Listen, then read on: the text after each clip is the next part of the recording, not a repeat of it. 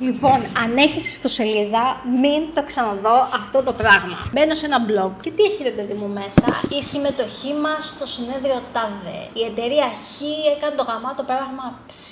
Το blog είναι μια εργαλειάρα που και περισσότερος κόσμος μπορεί να σε γνωρίσει και να σου αυξήσει την επισκεψιμότητα και να σου φέρει λεφτά στο ταμείο σου. Αρκεί να το χρησιμοποιήσεις σωστά. Έστω ότι έχεις μια επιχείρηση με ρούχα. Τι μπορούν να γκουγκλάρουν οι χρήστες σου για να σε βρούνε? Φορέματα, μίνι φούστα, σε σακάκι κτλ.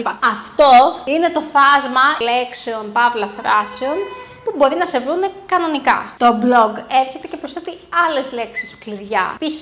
outfit με ψηλή μπότα. Τι να φορέσω, τι να κομμωσία. Ρούχα για ρεβεγιόν. Οπότε τι κάνει? Μεγαλώνει το φάσμα των λέξεων για το οποίο εμφανίζεσαι. Μερικές ιδέες που πάνε πάντα καλά είναι οι εξής. Κάντε ένα screenshot. Γενικότερα σκέψου τι μπορεί να γκουγκλάρει ένας χρήστης και αφορά την επιχείρησή σου.